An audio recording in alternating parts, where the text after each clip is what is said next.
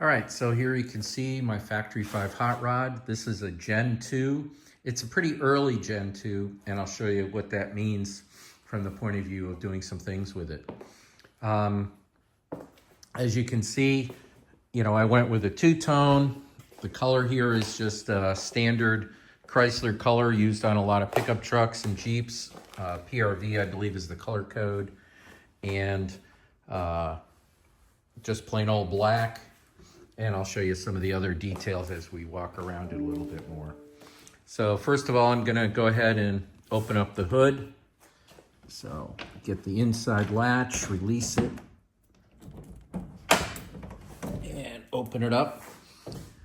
And what I decided to do here is I created a rod. I mounted the rod on the side, as you can see here, and made a clip for the front just to hold it in place.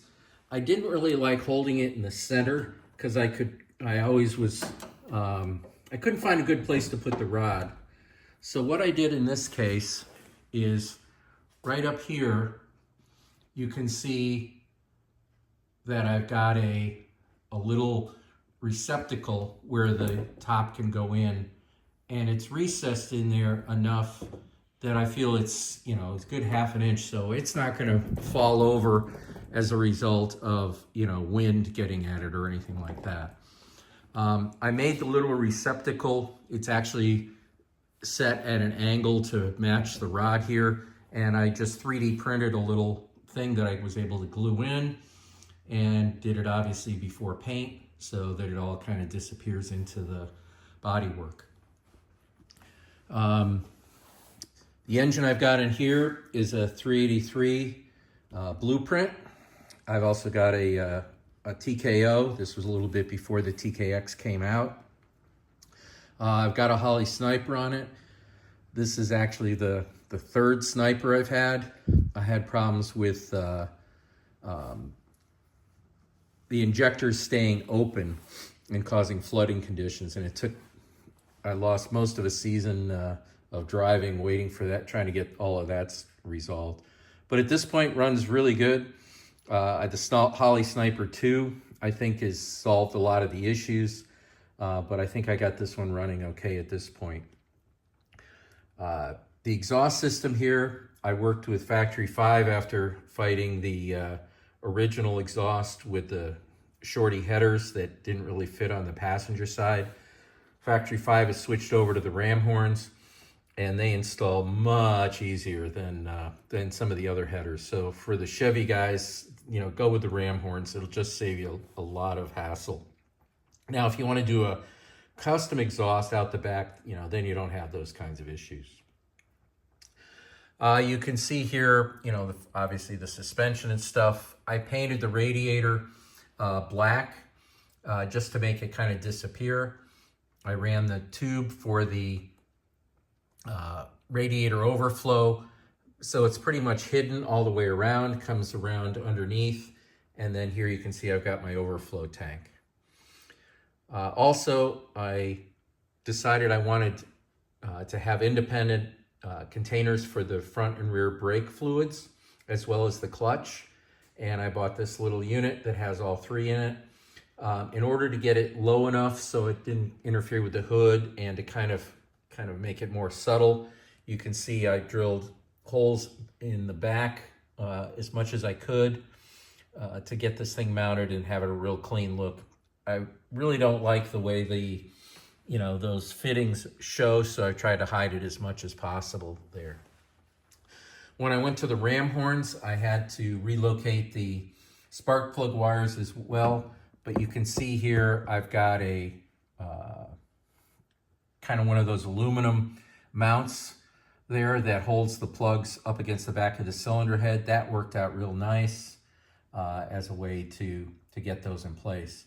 The throttle cable has a little more bend in it than I'd like, but it hasn't been an issue. Seems to be working smoothly, which is what really counts here. The other piece that I wanted to do on this car is, as everybody has talked about, there's a lot of issues with, or potential issues anyway, with cooling. Wanted to give the heat a way to get out of underneath the hood, but I also wanted to figure out how could I do that in a way that looked cool. So I actually designed, took a lot of measurements off the side panel here, mocked it up in SolidWorks, drew up what I wanted to do here, and then made drawings that corresponded to the slots, cut them out with a hole saw and sanded them to get them looking good in the side panels. Then I chose a kind of expanded metal that I wanted. And then after seeing some renderings, I ended up getting these aluminum rings you can see on the outside made by Send Cut Send to a DXF file that I sent them. So this is kind of all custom fit to the sizes that I wanted here. I ended up powder coating the aluminum in the expanded metal. That's actually woven metal here. To get the look I wanted, and I'm real happy with the way they came out. The aluminum rings are attached with 3M double stick tape, kind of the commercial stuff that you see. And then on the inside here, let's see if I can get this to show.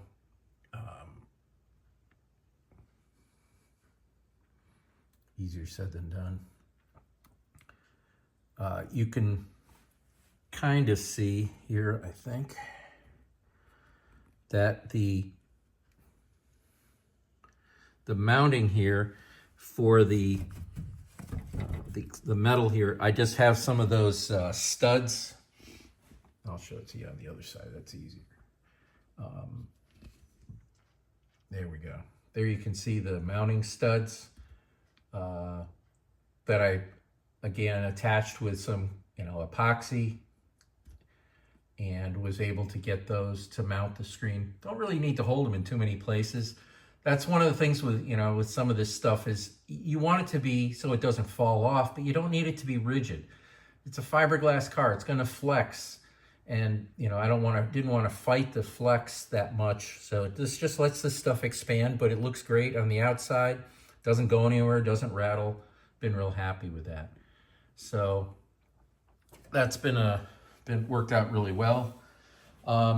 You'll see pretty much I used from the screws and the attachments. I used Allen button head screws, Allen wrench button heads all over. There's a whole bunch of places I really didn't want to have pop rivets showing. I used them in enough places, but I did decide to go ahead and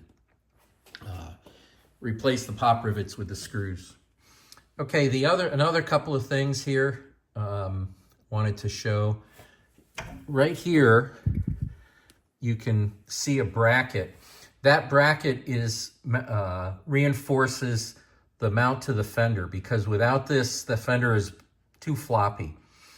I experimented and tried a couple of different things, and then just ended up designing this bracket to the size I wanted, and again, had Send Cut Send go ahead and make it up for me.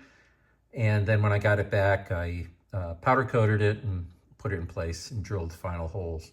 So this makes the whole fender much more rigid, as you can see, without going crazy on stuff. I saw a lot of people who've gone and made big, long metal pieces underneath, and this just didn't find it necessary. This has worked out great.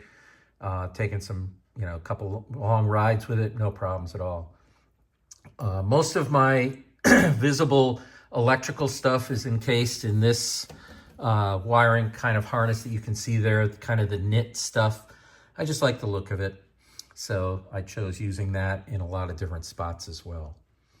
But I do have connectors so that I can remove the headlights, remove everything, try to make everything serviceable. So underneath there is actually some connectors hidden inside if you need to take out the headlights and so on. All right, a couple other things on the inside. I went with Mighty wipers, and they're mounted on the inside, of course. But I didn't want to have the wipers on all the time because I think they're just kind of, I don't know. I just don't like the look particularly. So what I did is I made these little covers. So these are, it's just a little 3D printed cover, again, designed up in SolidWorks and printed it. and it just slides on, holds on there with pressure. The aluminum pieces, I powder coated them black so that it kind of disappears and you don't really notice them too much on the car when you're driving around, which was kind of the whole point. Mounted the mirror to the body here. It's been rigid, no issues at all with that. If you look down at, I knew that the running boards were going to get stepped on. I just said, I don't even want to fight that. I want people to feel the car is approachable and be able to get into it.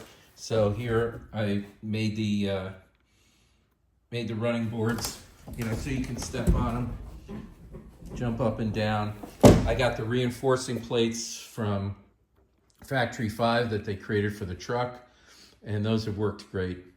So I had to do a bunch of work to get it to fit tight enough on the hot rod.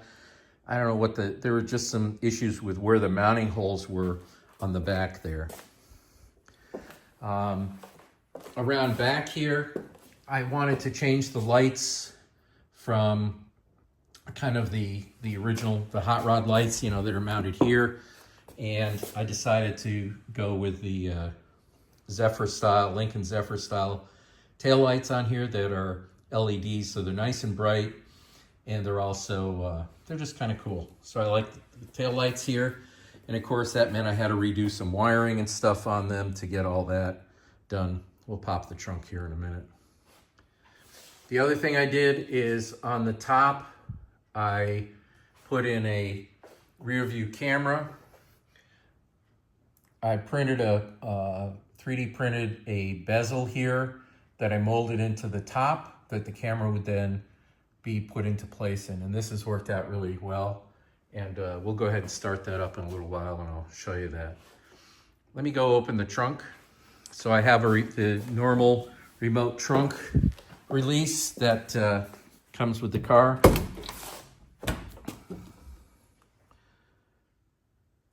Let's zoom out okay, that popped open. Show you the trunk. I also installed the Whitaker kit, so I've got the gas struts on it. My wife and I created she embroidered this, but I created the kind of a covering here for the box. This is just plastic, ABS plastic, that's then attached to the vinyl, and then a couple of just kind of loose strips to hold it on. It's really not, gonna go anywhere. And you can see here for the battery, I got an aluminum mount, so it's securely held in the car, so don't have to worry about it. Just something, I don't know, everybody gets to do a little something different. Now, I powder coated most stuff silver that were gonna be parts, that, like these brackets and so on. Some stuff got painted black. All of the stainless parts I polished up just to make them look nice. All right, what else should we take a look at here? I didn't have the lift when I built the car until near the end, and that was kind of unfortunate. But all right, I modified, and you can't see it here, but there are pictures on the build blog or build site in the forum. What I did is I removed the bolts that were the limiters for the door opening, and I welded on kind of some L bracket, because with the bolt you can only open the door maybe this much, and when using the welded in brackets, you get to open the door quite a bit wider. And it just makes it easier to get in and out.